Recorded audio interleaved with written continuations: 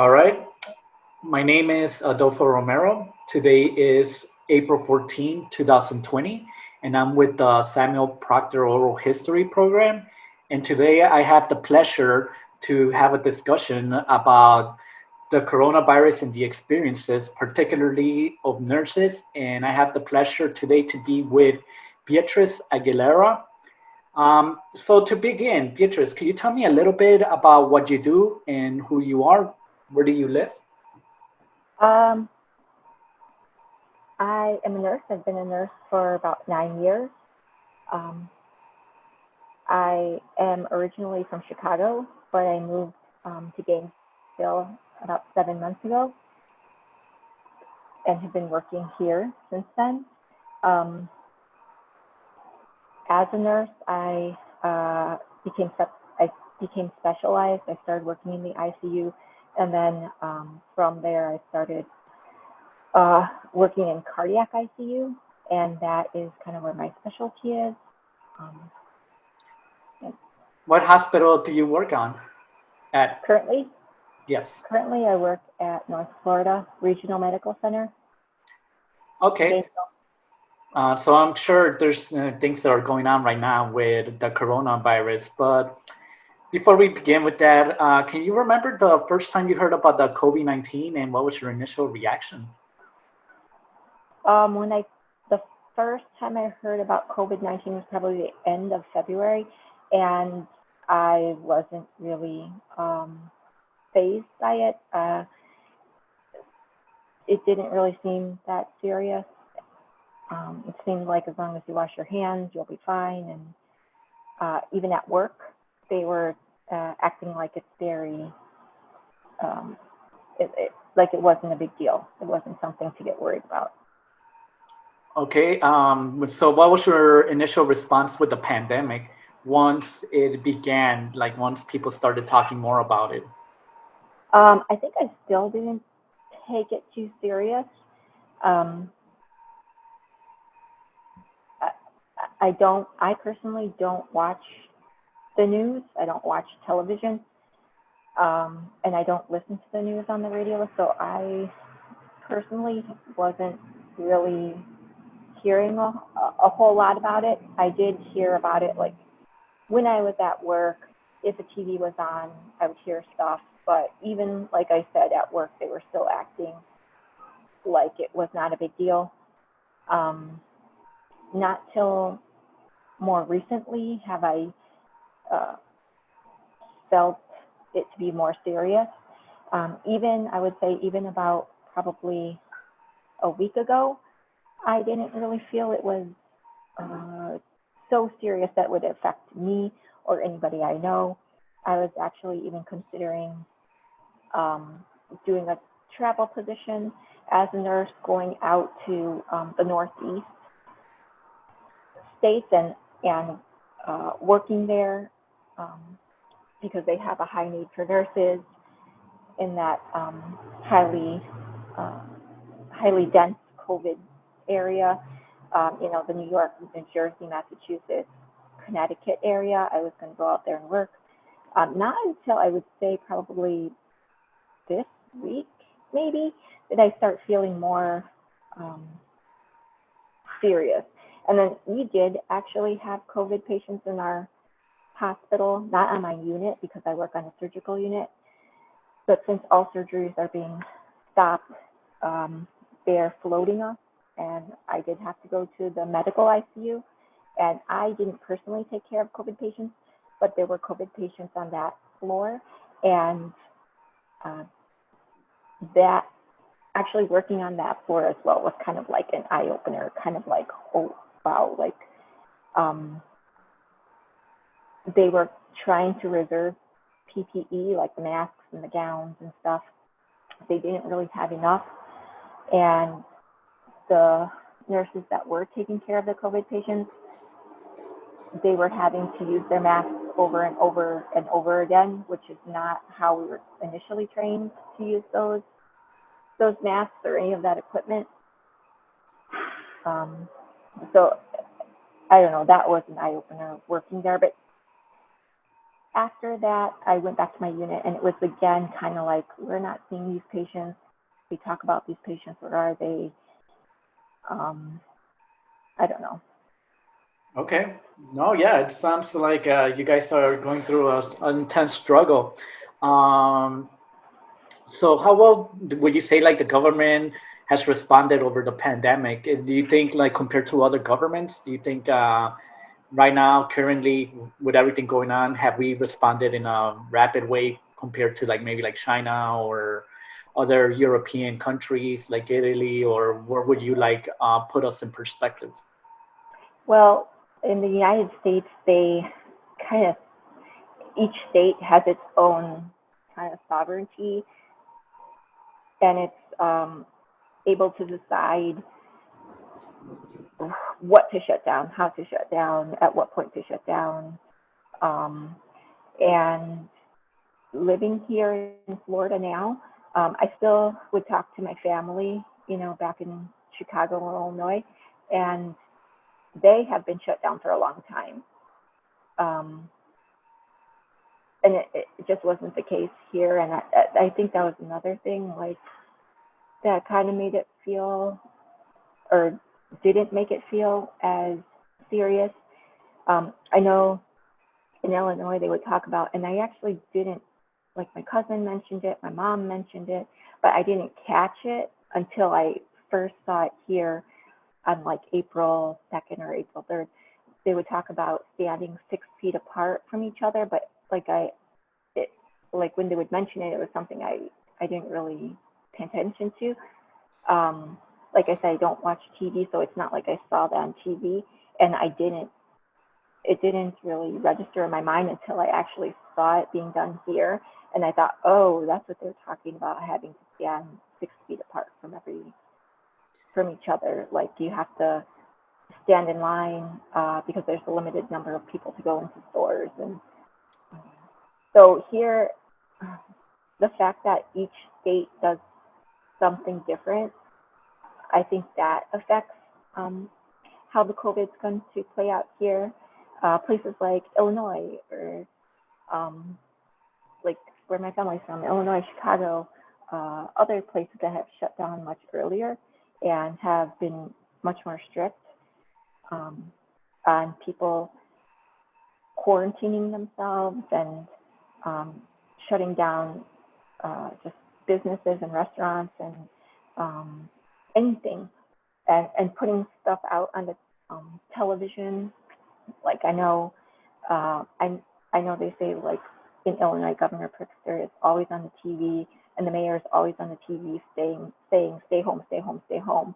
And here, I don't watch the TV here, but I know our governor has been more reluctant to shut things down, saying, like, I don't know, it seemed like not wanting to cause an economic downfall in the state was kind of more important than not wanting the virus spread, it seemed like, now that I look back on it. So I think that's important. Like, every state having its own sovereignty is just going to make our country have waves of COVID. Like, maybe the wave right now is in the Northeast, and but maybe places like Florida are still going to see that higher wave, is what they're saying, what they're predicting, because we didn't shut down when the other places shut down. There were still people out and about and being exposed. So our peak is going to be later. Okay. Do you think that Florida, the state of Florida, should take in a similar approach to Chicago and lock everything down, or do you think he did a good, the best that he could, or what's your input? I think they have now. I think they have implemented more strict, like, we have to stay at home order now since I think April 2nd. But I think Chicago, Illinois was back in like March 2nd or something like that. And even before that, they had like other restrictions before they did the full shutdown on March 2nd. So, I mean, I think every, I don't know, I'm sure every leader, I would like to think, is doing whatever they think is best for the people that they're representing, not just their financial aspects, but also their just their health overall, and the fact of trying to contain the virus. Okay. What aspects of the pandemic has affected your personal life? Has it affected your life in any way? Well, I think in the same way that it's affected everyone. I'm staying at home now, uh, trying to go out as minimally as I possibly can. Not going to the grocery store every week like I'm used to or whenever I want to. If I'm missing something to cook with, you know, I'm trying to space that out as much as I can. At least, I know some people need to go a little bit more frequently because they have more people living with them. But for me, I've been able to try to space it out a lot more. Just kind of being stuck inside. I know I'm still working. Luckily, I do still have a job, but like I said, I work on a surgical unit, a cardiac surgical unit, and they stop surgeries. So there's no work. So usually I can pick up work, and I do. I'm used to working at least 48 hours a week, and I'm not anymore.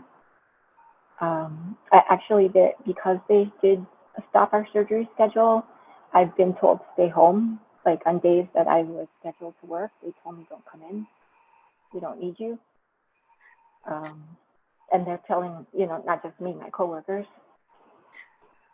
Um, So that's affected. And then, just the thought, like the knowing that even though I am working, some of my family members are not. My mom, my sister, there are people that are not working, but they still have bills. So there's that stress of right. worrying about your family. Yeah. Yeah. The hospitals. That's very interesting because right now, like most people, or at least in my opinion, a lot of people still think that they have nurses would have a lot of jobs. They would be able to work. So it's just kind of interesting to hear that you're not a lot of nurses are working because they're not needed in Yeah. certain floors anymore. Um, yeah, they're shutting. I mean, from what I hear talking to my other nurse friends and from what I've seen online, about other hospitals and areas, that's what everybody's doing. All the hospitals are shutting down. Surgeries are being stopped. All elective surgeries are done. They're starting to stop all, like even emergent surgeries are being pushed. Um, they're doing other things to try to prevent them going into surgery. Like someone who would normally go and get a stent placed if they're having a heart attack, like that's standard of care. You take them down to cath lab, you put a stent. Even that is being stopped. They're trying to manage them with medicine, and then like taking them down to get a stent would kind of be like the last resort.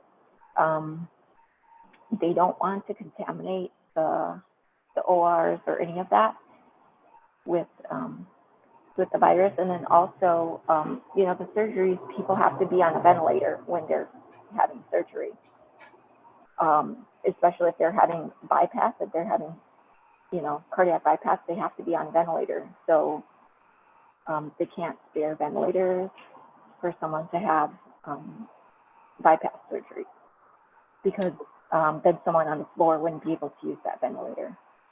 Are you guys running out of ventilators? Do you guys have similar issues with that, or? I don't think so. Like I said, right now, we haven't seen the peak. We haven't seen the high wave that they're talking about. Initially, they said that we were going to see that high peak April 2nd. They said that was going to be our high. But then they pushed it. Now they're saying more like April 21st because of our late shutdown. So, but Yeah, that hasn't happened yet. And as a matter of fact, we were having more COVID patients, I would say, before, because we were being floated to the NICU, the medical ICU, where those patients were, and now we're not even being floated there. Like, those nurses are asking to come work on our unit because there's just not patients anymore. Because everything's shut down, the floors are shut down from what they normally do, waiting for the COVID patients to come in. What do you think this whole pandemic is teaching us about the state of humanity at this point? Like, what are we learning from all this? You know, there's a lot of going on with all over the world. It's not just, it's a global pandemic. How do you think this is reshaping the way that we're structured as a society? Um, I mean, I'm not sure I can answer that 100%, but I would hope that, everything that's being shown in the media, like how terrible of a time New York is having, Jersey is having, um, that people are relating to that, people are having compassion for that. Um, I know a nurse that I work with, she went out to New York to work because there is such a need. I thought about going out there myself, but um, you know, like I said last week, I was like, oh, I'm going to do this, I'm going to do that, but I don't know. I feel like I have to think it through a little bit more. Like, I can go, but then um, it's not like I'm in Chicago anymore, where I can go and I can come back and I can get a job. Here, there's not that many hospitals to come back to. You know, um, like, Okay. if I quit my job to go help, and then I'm quarantined, where am I going to work after? You know? In your lifetime, have you seen anything remotely closely like this, or similar to what's going on right now? No, no, not at all. I would say the closest thing for me, maybe two things are the closest that I've ever experienced in two different ways. One, um, probably I was only maybe I was a nurse for like 4 years at the time, I'm not sure. But I was working in Chicago, and that year the flu, um, in Chicago, you're required to get the flu shot. It's a non-negotiable. If you don't get the flu shot, you voluntarily resign. So everybody's required to get the flu shot. So it's not like we didn't have it. Everybody got the flu shot, but they predicted the wrong strain. So all of the nurses were getting sick that year. Pregnant nurses, everybody was getting sick, like, so that they were vomiting at work and being sent home. Um, like, I know that was, but that, I mean, like, I did get sick. I did get sick that year, just like everybody else did. But, like, I wasn't so sick that I didn't go to work. I just wore a mask and continued to work. That's probably the only thing, which is not at all like this. It's not like people were dying or anything like that. We were young nurses and we were able to get over it. And then, like, ailment-wise, I did volunteer as a nurse in South America. And while I was there, it was at an orphanage, and I caught something. I don't know what I caught. I didn't go to the hospital for it. I was there for about a month, and I kind of caught it right away. And every night I would just wake up because I was so congested with phlegm that I would just cough and cough and cough. And it was like an uncontrollable coughing fit. I could not stop myself from coughing, and I felt bad because I was living with other people there. And it would be like 3 a.m. in the morning that I would wake up congested, unable to breathe. And I would just cough and cough and cough until I was able to cough all of that phlegm and blood and everything out. Then I can, like, go back, and then I was able to lay down and breathe and go back to sleep. Sounds intense. That was like the only time I've ever like really gotten sick taking care of people. I mean, but I wasn't so sick. I mean, I was definitely sick, coughing up blood every night, but I don't know what I had, but I was still, it didn't drain my energy. I was still able to get up and go do my volunteer work every day and then walk back and I was still able to do everything. What do you think are the effects after the pandemic is over? What do you think is going to happen? Do you think are things going back to normal? I mean, this is all speculation and it's just practically your opinion. We don't know, but I Yeah. mean, what would you think? I feel like a lot of people are going to be financially burdened. There are a lot of people that aren't working that didn't expect to not be working for such a long time. Their bills are still coming in. They still have mortgage payments. I feel lucky that I still have a job. I still have an income. Even like I told you, it's slow at my hospital. Even if it came to the point where I felt like, oh man, like I have to pay my bills. I need to work more. I'm a nurse. I can go somewhere. Like I said, I could go to, if I want to, the Northeast, and I can work. I can get a job. There are other people that they can't because the country shut down. So there's the financial thing. There's like isolation, kind of that's probably affecting people a lot. Especially older people. I know my grandma. She talks about being stuck in the house because she's in Chicago. Being stuck in the house since February. She said since February she's only left her house 3 times. One time was to go to her friend's funeral, which she couldn't even, she felt very bad. She was sad about it because she felt like she couldn't visit or mourn for her friend because it was the restrictions. She could just go one person at a time. They could just go in, see the body, and then they had to leave. Okay. So she wasn't able to visit with the family, which she knew. She was very close with the husband. She felt very sad about that. So there's the mental, the emotional aspects of being lonely. What else? I mean, I know there are a lot of people who are young who never expected to get sick. I was talking with another coworker yesterday, actually, from when I lived in Chicago, and she was telling me, and this is not it was in a suburb of Chicago where we were working for that hospital, and she was telling me that five of the doctors that we worked with got COVID, and 28 of the staff, including nurses, they got COVID as well.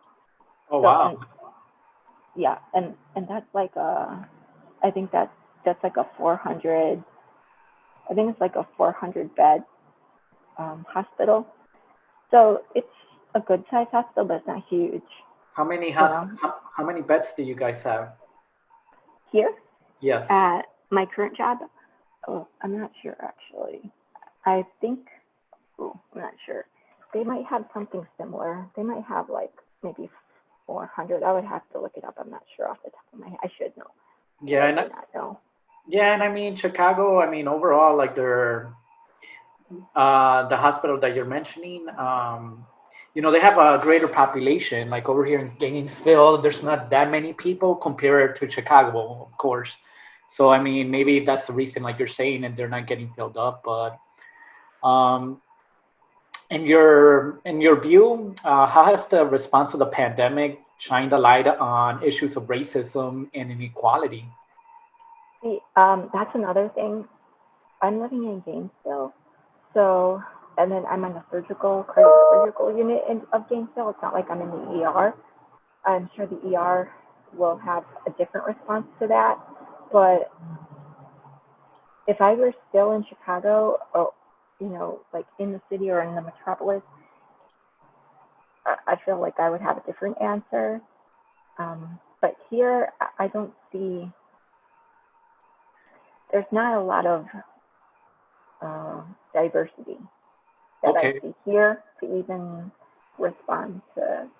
Like I don't feel like I have any input in that. Well, yeah, I mean, I guess like the question stems more like, like President Trump talking about like the Chinese virus, and then people having like this perception about, oh, it comes from China. And then, like it's just like that racism, like stemming all over just because it arrived, originated there. And now like people are seeing differently. But I mean, it's a different experience, I suppose, for especially like you said, if you're not like listening to the news all the time and you're always working and you're not really like in tune, I suppose, when it comes to that. I mean, I am aware of like that aspect of you know, the Chinese um, virus type. I'm aware of that. There are not a lot in this. I, I'm just saying again, like I live in Gainesville. The only Asian population are the young students. So those are not. That's not the population that I see in the hospital. The population I see in the hospital is people who actually live in Gainesville, like not students, not people who are here transiently, people who are from here, like from more rural areas. And, this is the bigger hospital in the area, so they go there. Um, like, there's not diversity in the people that I see Okay. or treat. How about Latinos or migrants? Do they go like to the hospital? Have you experienced any of them? I haven't seen. I've been here for 7 months, and it could also be like I'm telling you, it could also be the unit that I'm on. I'm a cardiac surgical unit. We don't see those patients, but I will say, when I was in the city, being on a cardiac surgical unit, even in the suburbs of Chicago, when I was in the cardiac surgical unit there, we did have diversity. We had all races. We had homeless people. We had, you know, uh, poor, richer. We had people coming from out of state. We had a lot of diversity. We had a lot of um, different races. I just don't see any of those races here. It's very not diverse here. Yeah. Um, how do you feel about like the mass layoffs and salary reductions? I know in some states I've heard like nurses and doctors, they're trying to lower even the wages for them and other people. So I'm just like, is it fair? Is it not? They're the ones in front of the line. Yeah, I did hear that. Something about them. I wasn't sure where it was, but I heard it. I don't know even how I heard it. Something about doctors and nurse practitioners were going to have their wages cut. I don't know if it actually happened. I don't know any of the details. I really don't know. Um, but yes, I don't think that's fair. Like, um, I will say, the actual bedside nurses, are the ones who have the most contact with these people. I mean, if you go online, you'll see you're a nurse in a room with this patient, just you and this patient, or you have a few of these patients, and you are the one in the room with the patient. The doctor can stand at the doorway and never ever have to go in. The nurse practitioner can do the same. Like, they don't actually have to be in a whole lot of direct contact like the nurse does, the bedside nurse does, but it's not, if somebody's going to be intubated, it's going to be the doctor intubating, to put him on the ventilator. It, you know, I don't know. Okay.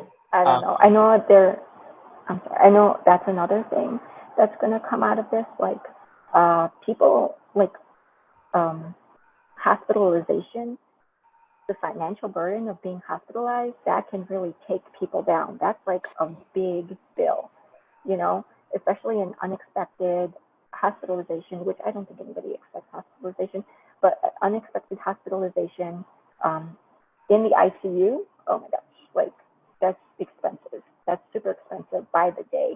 And, people are going to come out of this with a lot of healthcare debt that they never anticipated, you know. Yeah, that makes me think about like farm workers. It makes me think about the people that do not have insurance, undocumented individuals. Um, they they don't have. Some of them cannot get medical insurance, so that's going to be put. That's going to be an extra burden.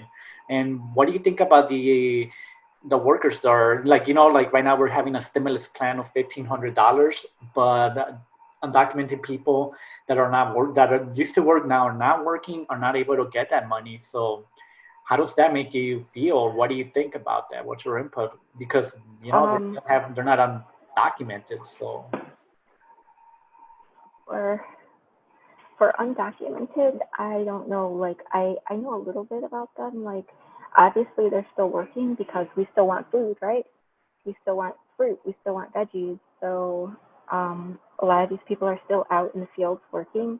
Um, what to make sure the rest of us can have food. I feel like that's still an ignored group. I don't think anybody's thinking about that. Just like they weren't thinking about it before, they're still not thinking about it. They're still not thinking about um, like while other people are being told to stay home, they're going out and still doing their work, which is hard work, and not getting paid very fair wages and being, uh, they're out, and they are anybody who's out is prone to get exposed if they're around somebody who has it. So they're putting themselves at risk, and I don't think anybody is thinking about that. Um, and they're probably going to look at the locations, very isolated locations where they have these farm workers working, because it's like a lot of land. You need a lot of land to have the tomatoes and the kale and everything else that we eat. So think about the kind of hospitals that are in isolated places. Like when someone, you know, I don't want to say that some hospitals are better than others. That's not what I'm trying to say. But when people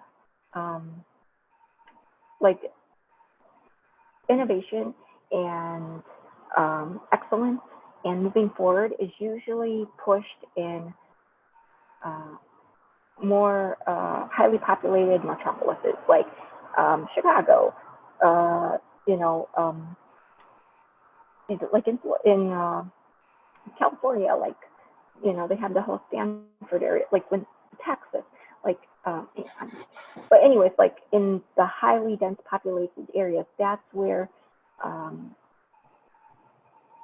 people tend to migrate who they have a higher standard. They are used to pushing and knowing more and and being of more excellence, just because there's like a lot more competition there. Um, just from living in Chicago, I know there's like so many hospitals, and they're all in competition with one another. Northwestern, Rush, U of C, UIC, Loyola. I mean, there's so many that want to be excellent in a small area, and they're all just like trying to get the best doctors, the best nurses, the best everything, the best equipment, the best knowledge. They want they want their nurses to be more educated and more certified. They want, to be world renowned.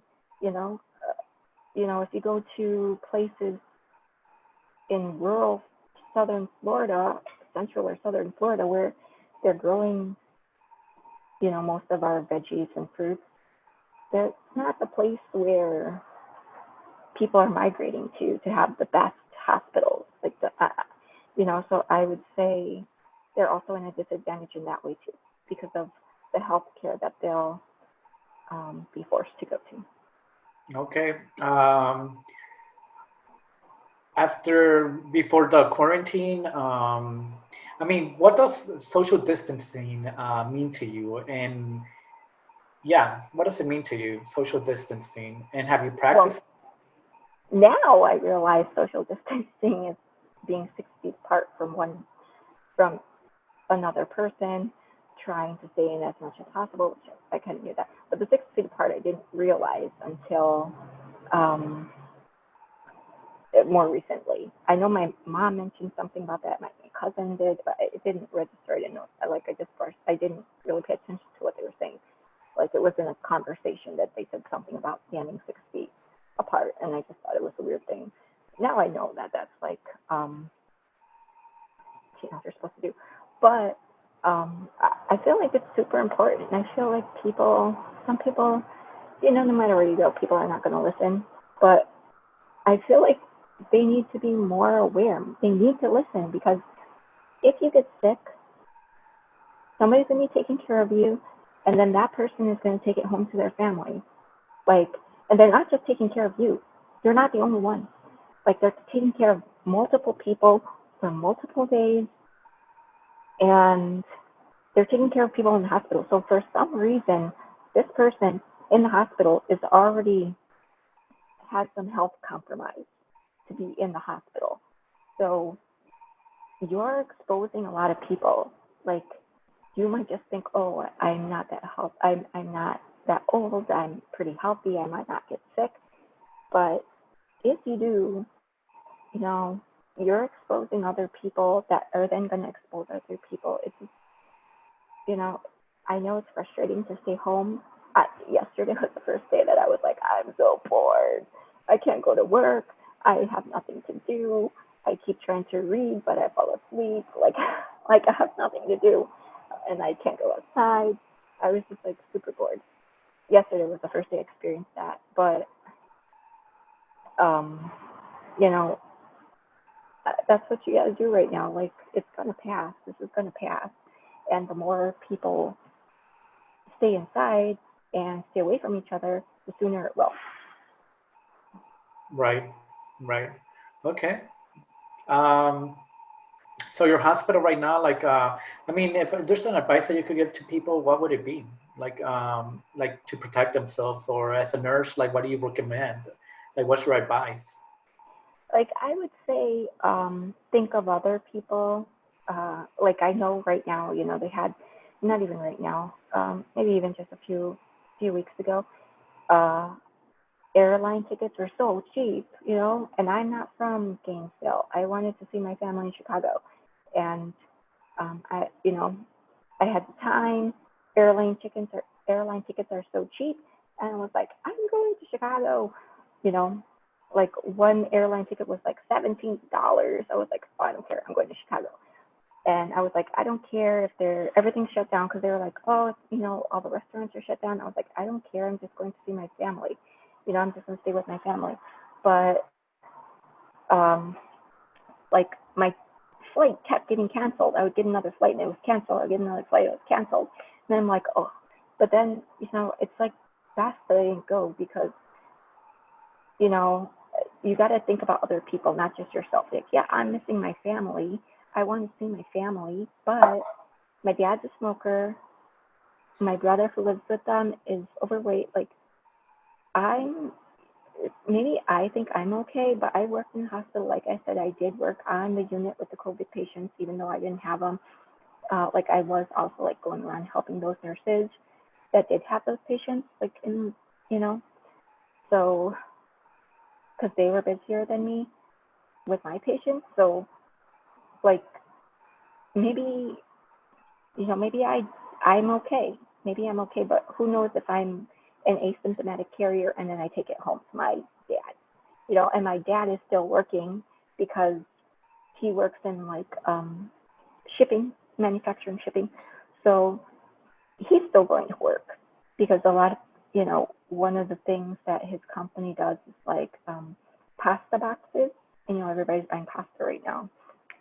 So he does boxes for food. So he's still going to work. So he would be going to work and exposing all the people at work, which, it's just not, you have to think about other people, not just yourself. Like, yes, I'm bored at home, figure out what you're going to do, read a book, I don't know what.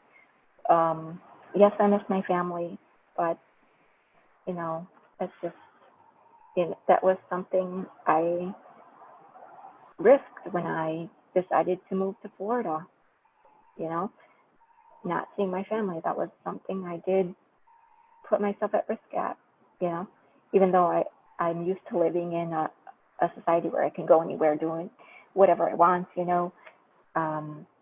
catch a plane as soon as I get off work in the morning. You know, like it's not that way anymore.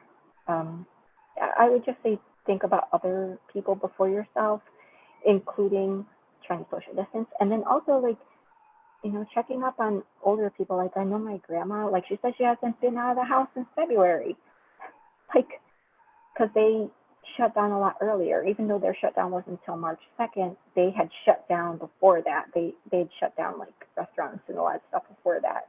Like things weren't open. They just officially like did the whole thing March 2nd. So like kind of keep up with other people, make sure that they're okay, you know. Like I know even my grandma, she was, you know, she's older, so this is the time where she goes to the hospital because she has ailments and different things that happen to her. She was even like not okay, and she was not going to the hospital because she was thinking about the COVID people. She was like, oh, it's not fair. There's not enough beds for them, because she does live in Chicago and there's, you know, that's a real thing. Not enough beds. There's not enough beds for them, so I don't want, you know, to be there with this when they're actually sick, you know. I don't know. So just like check up on people, older people, make sure they're okay. I would say take care of other people if you can. Like for me, I'm lucky I still have a job, you know, and know everyone's getting supposed to get that stimulus package, like that 1,200 or whatever it was people are getting. I feel kind of bad for that. I kind of feel like, you know what, my income is pretty much almost the same. You know, I'm not able to work overtime like I'm used to working, and they are telling me to stay home, so I'm not getting my, you know, differential pay I'm used to, but I'm still working, and I feel like for that money, I feel like bad. I feel like I don't need it at this time, and there are a lot of other people who do need it. You know, like I don't know. I kind of feel like I'm taking money from people that actually need it, but. Um, so right now, are you currently by yourself, or do you have people living with you, or how do you deal about that? I am living with my fiance, which is nice because I'm not lonely. I'm not all by myself. Um, and he's a very positive person. You know, um, he's a very positive person. I'm glad to have someone to be with. But I will say that uh, when I start working with the COVID patients, because I know we will, it's not like a if, it's like a when we get this influx of COVID patients, and that's what I'm working with all the time. Um, I'm not sure I'm going to come home. I don't think I'm going to come home. I would probably stay in a hotel, just so that I didn't expose him. You know, they do have some places have like have partnerships with hotels where they rented out so many beds or I don't know what, and they're letting the doctors and the nurses stay there. I think it's a limit of how many days you can stay there. Um, if you work with a COVID patient, I know my hospital, they have that, and you just have to apply for it, and you can stay there for 5 days after taking care of a COVID patient, so you don't have to go home and expose. So I know a lot of people are worried about their kids and their families. Okay. Well, I think for now, those are all my questions that I have at the moment. But is there something that you would like to tell people, or anything, one last remark, or something you would like to share? Um, I mean, I don't think so. I mean, I don't think so. I do feel healthcare workers are putting themselves out there. A lot of them are putting themselves in situations that other people wouldn't want to be in. Um, but like that's what we do, you Are know. you Like are you? Uh-huh. that was it. No, yeah, I wanted to ask. I forgot to ask. Do you guys have enough equipment, face mask and everything? All the nurses? Uh, I think I mentioned earlier, we have equipment. We do have equipment, but um, the equipment we have always been trained. Always been trained. All nurses have always been trained that you use it this way. Like you use a mask, you throw it away.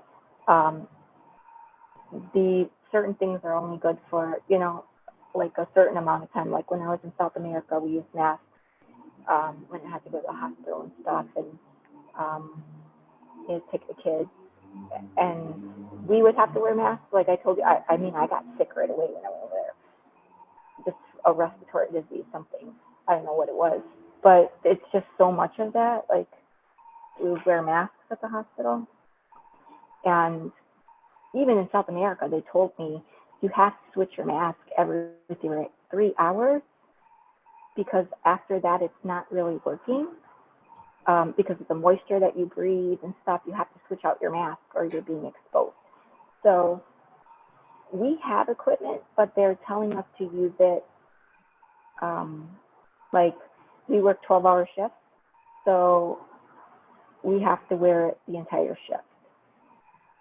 So 12 hours. When it's, in the past, we've learned like use it once and throw it away, or even in South America, they say use it for 3 hours and throw it away. Like the N95s, not everyone has those.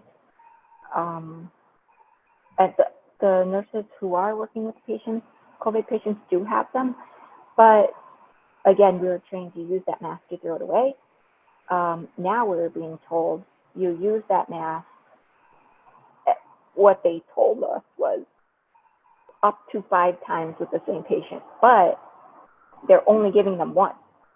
So if you're working 12 hours and you're in and out of that room 5 times in 1 hour, it just is, they're giving them one mask. So that's like, here you go, one mask, 12 and a half hours you're working. Like, and then even some of the nurses are keeping their mask like for days. Like, as far as I know, here at my hospital, there's not, I mean, I really don't know because I don't know any of the politics at my hospital. I don't, I don't talk to it. I'm not really that entwined in my hospital. I've only been there 7 months, but like I don't really know of anybody who's caught COVID from any of the patients thus far. I know there's people who've been exposed, for someone who initially wasn't a COVID rule-out patient or thought to be a COVID patient, not until later in their stay, and multiple nurses have been taking care of that patient without a mask or any equipment. Then they've been put at risk. But I don't, I mean, it's not terrible. It's not fair, especially, I don't know, if I were in some place like New York or New Jersey. But I don't know. I know my friends in other places like in Chicago, and nurse friends, Chicago and California, they sent me pictures of how they are gowned up, and they are gowned up, but I do see their mask and they're not wearing an N95. They have a COVID patient because their hair is covered. They have the goggles or the face shield. And, they have like, one of my friends, they give them the scrubs from the OR and they change before they go home. So they'll have to take their clothes home. But they're not wearing N95s. Like, they're just wearing masks. Okay. So, I mean, I haven't asked either of them about it, but they did send me pictures of themselves, like, gowned up. And I don't know. It's just, like, that's our job, taking care of these people, which is not, that's what I became a nurse because I want to help people. That's the only reason I became a nurse. I never knew a nurse. was never in a hospital. Nobody in my family is a nurse. I didn't know anything about being a nurse, but I just wanted to help people, and that's what we do. Like, you know, like I don't mind getting sick. Like I told you, I've gotten like a bad flu before. When I was a brand new nurse, I was sick all the time. I was always sick. It's like a teacher. You just catch things, I guess, like from everybody, and you don't have the immunity.